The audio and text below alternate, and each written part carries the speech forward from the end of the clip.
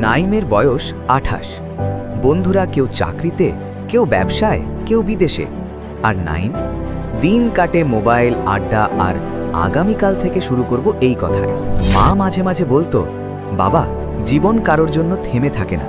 নাইম বলতো, মা, আমি এখনো তরুণ, সময় আছে। একদিন স্কুলের পুরনো বন্ধুর সাথে দেখা।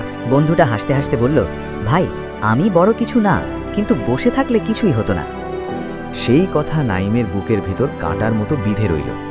সেদিন রাতে আয়নায় নিজের দিকে তাকিয়ে সে বুঝল সমস্যা সে নিজেই।